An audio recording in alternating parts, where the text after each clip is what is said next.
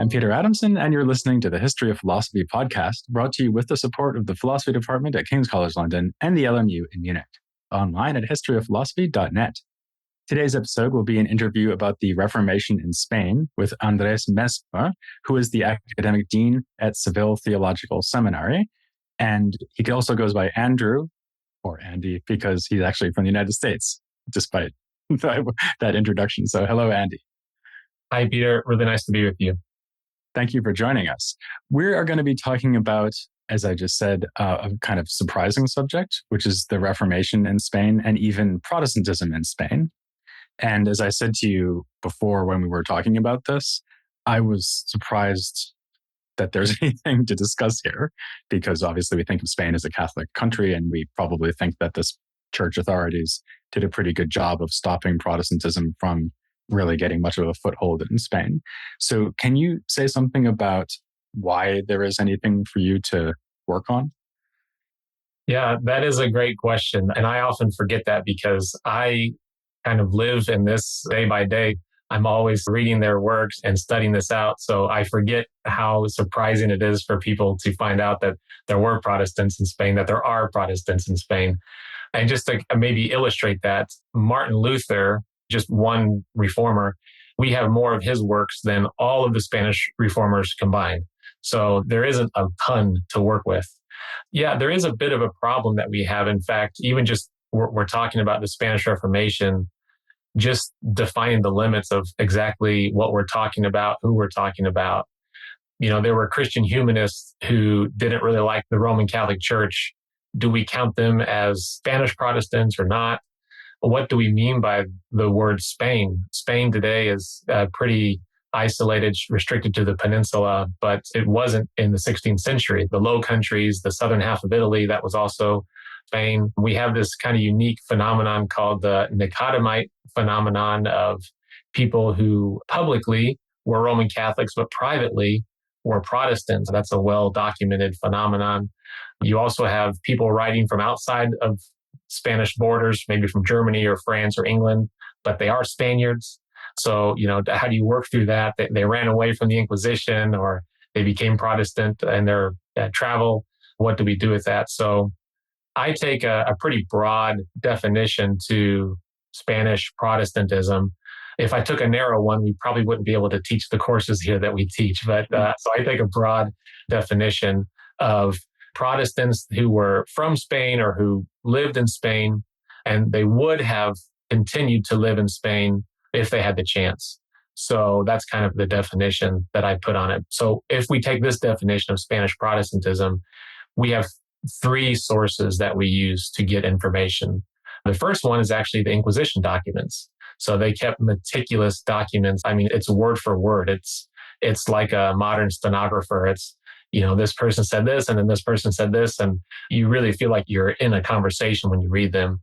We have a few documents that were written in Spain by Spanish Protestants, not necessarily openly, but maybe subtly writing as Protestants. But most of our material comes from people who fled Spain, and then they ended up writing their works, sometimes in Spanish, sometimes in French or Latin. Those are the sources we use to kind of reconstruct what Protestantism was like in Spain. Okay, great. I love your definition of Spanish Protestants as people who wish they lived in Spain or are in fact in Spain. Well, it is a little sad because in their writings, they talk about how much they love Spain, and they had pretty hard lives when they left Spain. Most of them were what we would call a hand-to-mouth existence, living off of donations of other people.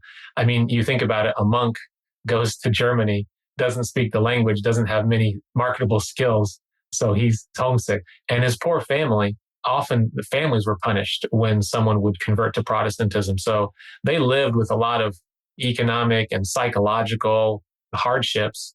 And some of them really were homesick. So they wanted to go back to Spain, but it was a death sentence. Right. Okay. So we're talking about kind of exile community. Actually, it reminds me of some things we've seen in Jewish philosophy as well, which obviously is often in the context of exile. And you have these longings to go back to the Holy Land and so on. Exactly. Yeah. Obviously, the Inquisition, which you've already mentioned, presents a major factor in this whole story. And I'm wondering what the effect of the Inquisition was on these Protestants, not so much practically speaking. So obviously, if they're caught being Protestants in Spain, they could get in huge trouble. They could even be killed. But I was wondering about it more at the level of their thought. Are they making some kind of accommodations to make their Protestantism more acceptable to Catholics, or are they doing the reverse? Are they making their Protestantism even more extreme as a kind of backlash against the Inquisition, or do they just ignore it, intellectually speaking?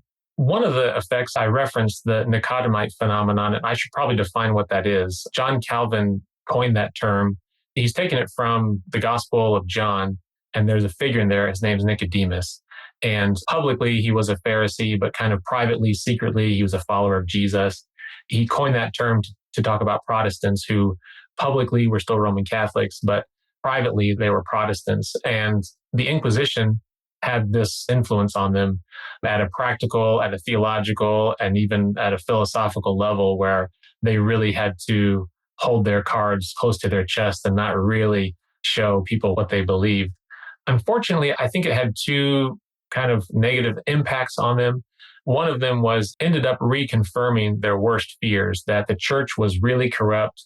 The Inquisition, they were modern day Pharisees. The Pope was the Antichrist, and that they were living in the end times. That's what they thought.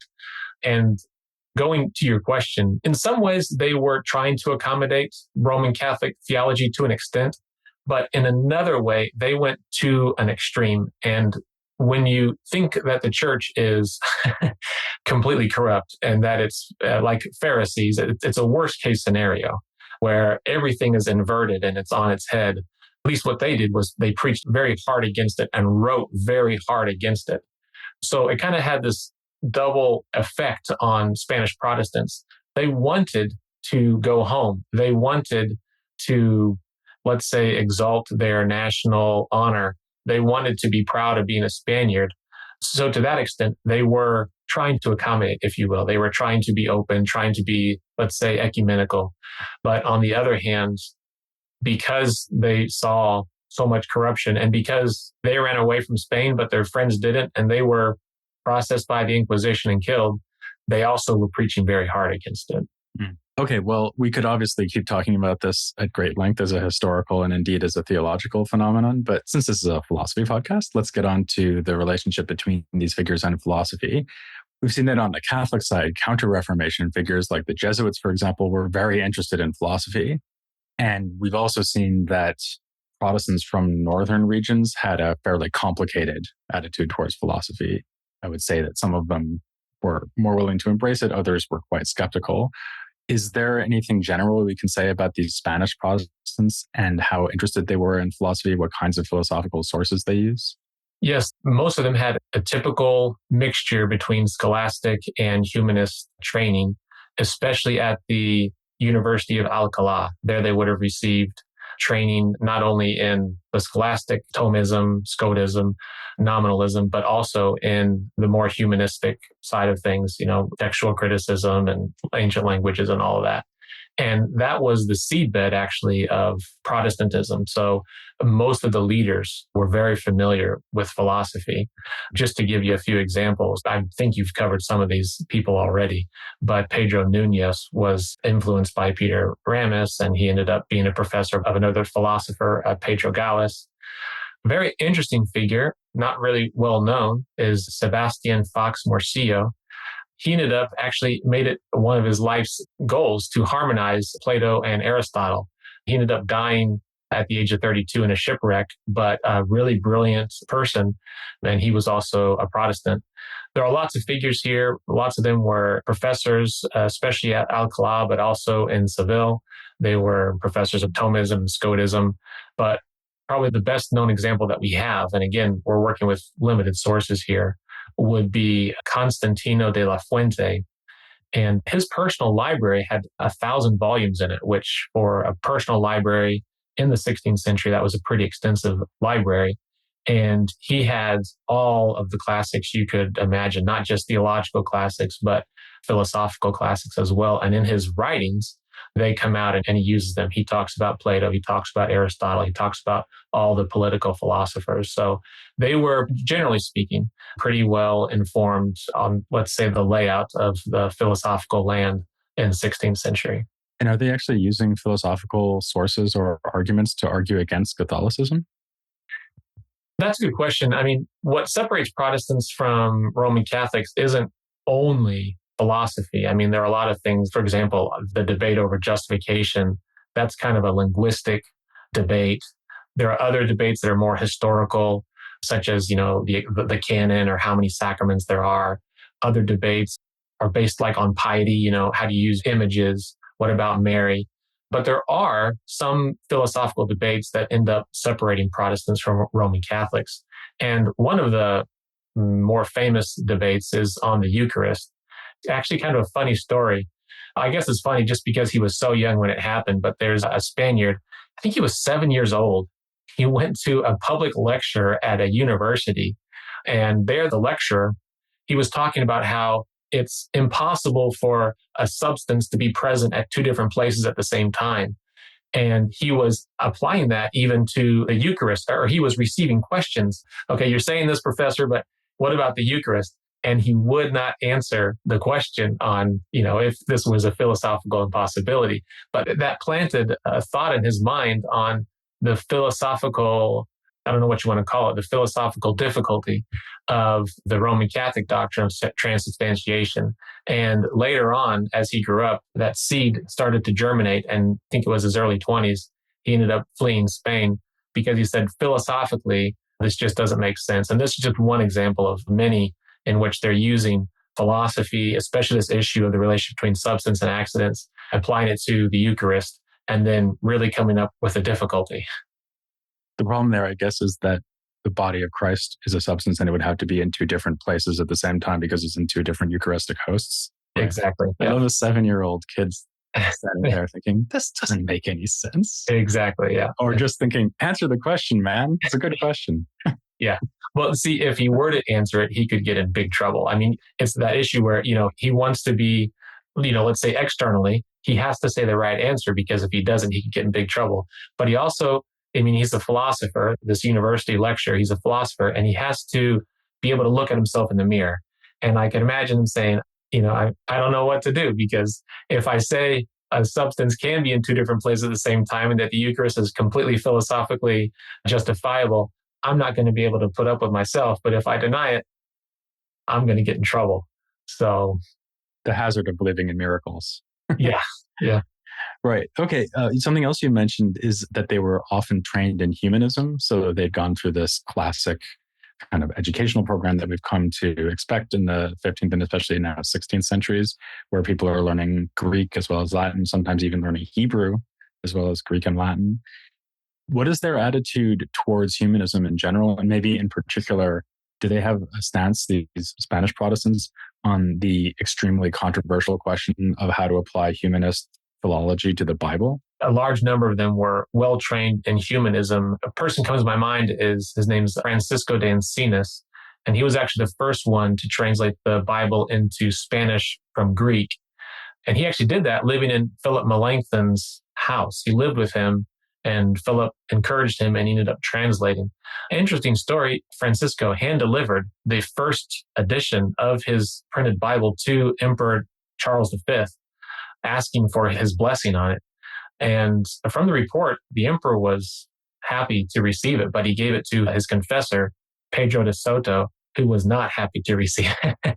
And Francisco was arrested, and then he miraculously escaped and then continued to write and teach at Cambridge. But they were very open to, let's say, just a humanistic impulse to study the original sources and then actually to translate them and make them available so that everyone could read them. So the specific issue of translating the Bible, there was an argument that if we let normal, uneducated people read such a sophisticated text like the Bible, we're going to have heresy on our hands. And as you know, in the 16th century, heresy and anarchy went hand in hand. So there was a lot of fear of translating the Bible into Spanish. And in his preface, Francisco, he says, it's not the actual text itself, whatever the text may be, in this case, the Bible, it's not the text itself that's the problem. It's how people interpret the text. That's the problem. And so as a good humanist, he said, we need to first translate the Bible. into, in this case, Spanish. And then we have to teach people how to interpret it based on at least some objective standard on what a good hermeneutic is as compared to a bad one. So yeah, I'd probably say he's probably the best example when it comes to Bible translation of humanism injecting itself into the church. As time goes on, the Bible translators, at least in the Spanish speaking world, they start to depart, let's say, from a humanistic emphasis, and they start going more towards a confessional emphasis. But we don't have to get into that. That's not philosophy. That's more theology. So Actually, the emphasis that he places there on educating people is also very close to Melanchthon, who, of course, is very, as we've seen in earlier episodes, he's a really key figure in Protestant educational reform. The idea of a house guest of Melanchthon, like, what would a house guest of Melanchthon wind up doing? Well, probably translating the Bible and then trying to explain to everyone what it meant.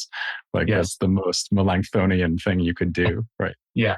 So and as you look at the other prefaces, they'll say, look, we're not doing anything new or radical. They'll talk about how the Bible was translated into Latin, how it's been translated into Coptic, how it's been translated into all sorts of languages.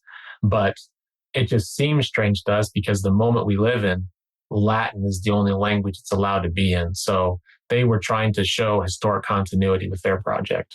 Oh, that's interesting. So they're kind of aware of the accidental historical moment that they live in, that Latin hasn't always been the universal language and maybe it won't always be the universal language. That's interesting. Exactly. Yeah. You were just talking about the political aspect of this. So if you let people read the Bible and decide what they think it means, that will lead to anarchy. And this, of course, was a standard Catholic criticism of the humanist projects. That brings us on to something I wanted to ask you about, which is their attitudes towards politics and centralized authority. When we were talking about Northern Protestantism, we talked a lot about their views on the contest between church authority and secular political power. Of course, this is in a way something that goes all the way back to the Middle Ages, right? So you have the two swords controversy and, whether the papacy would have any secular power, right? Can bishops be running around with armies as they were and so on? So anyway, this is a long running story. How do your Spanish Protestants deal with this? And how do they, I guess in particular, how do they respond to the Catholic claim that their church is a supreme power which rules over all other powers, both secular and spiritual? I like the way that you put that because that really was how the Roman Catholic Church has seen itself, especially since the High Middle Ages, as it's no longer two swords. It's one ring to rule them all. They had complete, total control over everything. And the secular powers were more or less like puppets, the little pawns that the Pope could move as he wanted to because he had the power to do so. And as I thought about this, it's very interesting to see the parallels between the kind of, let's say, the Roman Catholic approach to authority and a Protestant approach to authority and see how that actually plays out. There is a coherent parallel between how they understand authority and how they understand the Eucharist, interestingly enough. So, a Roman Catholic, the way that they understand the Eucharist philosophically is that there really is no bread at a substantial level after the words of consecration are said. Maybe at an accidental level, sure, but at a substantial level, it's actually no longer bread. It's actually the body of Christ. And that's their view of politics. Maybe, let's say at an accidental level, there may happen to be kings, there may happen to be princes and governors, but at a substantial level, what's there is the church. It's the church authority. Whereas you go to a Protestant understanding of these two concepts, Protestants were much more open to kind of this two-sword idea. Maybe we shouldn't call it two swords, but two realities, a political reality and a spiritual reality. And that actually maps over quite nicely onto their understanding of the Eucharist, where they weren't denying the substantial existence of either of them. They were both present, but they were both there, present in their own way. And so when we go to the Spanish Protestants, they were understanding this similarly, that they were upholding the reality, the fact of a political entity, but they were also upholding the reality of a church entity. And the way that they put these two things together was they reversed what the Roman Catholic Church was saying. So the Roman Catholic Church was putting the church above the state and really just dissolving the state. And the Protestants were actually putting the state above the church, at least in some ways. So it's interesting to think how this could be actually an outworking. I can't remember if you and your listeners have gone through anything like the Council of Chalcedon, where Christians are trying to philosophically work out the relationship between the two natures of Christ. But the way that the Spanish Protestants are trying to work this out, it's an application of how do we put the two natures of Christ together? You've got this human nature and this divine nature. How do these things go together? And their conclusion was that, well, they're both there. I mean, we can't mix them. We can't separate them. They're kind of both there. And that's how they were understanding political theory too. That we're not trying to confuse them. We're not trying to separate them. They both have to go together. Each has its right to exist, but in its own way. Yeah, we did talk about that a little bit, by the way, when we did Byzantine philosophy, so a long time ago, but it might not be fresh in the minds of all the listeners. I guess that to achieve the position thereafter they have to somehow define the sphere of competence of both kinds of power, right? So they have to have a very clear definition of what it is that lies in the authority of a secular power to determine, and also what it lies in the power of the Protestant church to determine, because otherwise you get conflicts that can't be resolved except through violence, right? Yeah. Right. Okay, let's move on to a specific figure. And you have already named some of the Protestant reformers from Spain that you have in mind, but there's one that I thought we should touch on because in one of your writings, you call him Spain's first reformer. So that makes him sound pretty important. And there's someone I haven't touched on. So his name is Juan de Valdez. Can you briefly introduce us to him? Maybe you can say his name better than I just did. And can you say something about maybe like how he would compare to some of the figures we've been looking at on the Catholic side, like maybe Ignatius Loyola, for example, who's similarly seen as a kind of pioneering counter-Reformation figure? I've intentionally, for the sake of the hearers, been trying to use a thick English accent when I pronounce the Spanish name so that they understand who I'm talking about. But Juan de Valdez, he is pretty universally regarded as Spain's first reformer. He was actually influenced by Alumbrados. That was a Spanish movement. You can kind of think of them as mystics, but people who know theology probably will get frustrated with that term too, because mysticism can be such a broad movement as well. But, for the so-called illuminated ones, right? Yeah. That I talked to them about them a bit. These episodes, while we're having these conversations, these episodes haven't aired yet, so you couldn't possibly know this.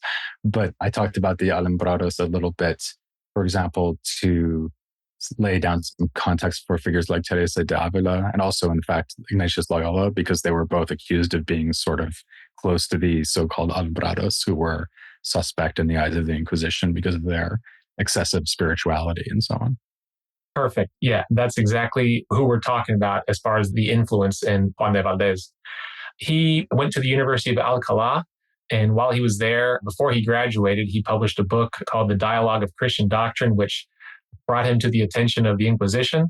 And he ended up leaving Spain, going to Rome, and then down to Naples, where he started a community of Protestants and of, we'll call them evangelically minded Roman Catholics.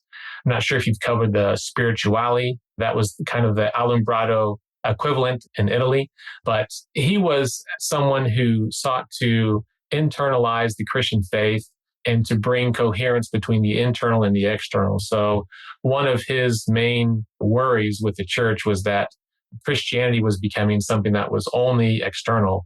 And what he wanted to do was to internalize that without necessarily undoing a lot of the external, but for there to be a coherence between the two.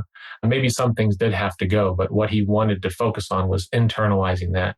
And so he wanted, let's call it an intimate, personal relationship with God through Christ. And that's really what he dedicated his life and his writings to, was a personal relationship, I guess you could call it, to use our modern lingo, a personal relationship with God. That actually does sound a lot like what we find in Ignatius Loyola's spiritual exercises or in Teresa de Avila. Yeah, let me say something about that, just so listeners are aware. There's a difference, at least I've seen a difference, when I read Ignatius of Loyola himself and when I read his followers. There seemed to be a big difference between the two. So Ignatius of Loyola, I've read him and I really enjoy what I read and I like it. And then I see kind of what happened later on with the movement. And this happens with all movements, but this has happened with the Jesuit movement, that what the founder said and what his followers said are not always the same thing. Yeah. Well, it happened to Aristotle, so it can happen to anybody. Yeah. Okay. So, I mean, in a way, that's I think it almost points toward a tragic fact about 16th century Spain, but maybe it's even true for Europe in general. And in previous episodes, I've talked about parallels between the Protestant Reform movement and the Catholic Reformation, which can be thought of as, a reform movement internal to the Catholic Church. So sort of too bad that they didn't find consensus and common ground, but they didn't. And in fact, obviously, Spain went on to become or to remain a Catholic country. It's still a Catholic country today. So what were the historical fortunes of Spanish Protestantism? Was it sort of an unsuccessful experiment? Was it something that could only exist ever in exile? And so it ultimately tails off into historical insignificance? Or do you think that it has a more significant legacy than that? That's a really good question that could probably be answered from a couple different ways. I guess I could real quickly tell you the story of what happened. There was a Bible smuggler who delivered the wrong book to the wrong person in the year 1557. And that's the first time the Inquisition realized that there were Protestants in Spain. That sparked hundreds of arrests around Spain. And then that led ultimately to the famous autos de fe, is where the Inquisition has the big public square burning of heretics of 1559, 1560, and 1562. And that was the end of Protestantism in Spain. So it all ended because of an accident. In fact, in the Inquisition records, there was a very famous Protestant. His last name was Casaya, Augustine of Casaya. And he actually told the Inquisition, if you had given us 5 more months, we would have been the ones doing this to you guys. Apparently, he was at least optimistic enough that things were advancing so quickly at an underground level that the momentum was about to change. So, but anyways, that didn't happen. And that was the end of Protestantism in Spain. I guess the great legacy would probably be someone like Juan de Valdez. He made it out to Italy and he ended up influencing quite a few people. He influenced Peter Vermigli, who had a huge impact across Europe, Bernardo Ochino, who also had a pretty big impact, the Spirituali. And I've read that even people like Michelangelo were part of that group. I'm not an expert on the spirituality, but that's at least I've read it in academic sources that he was, and that it actually shows up in some of his later works. So it ended up dying off because of the Inquisition, and there were never enough Spanish Protestants in any one place to kind of keep an exile community going. They would constantly go to London. That seems to be their favorite destination, but it was more of a slow trickle than anything else. They could never really form a community.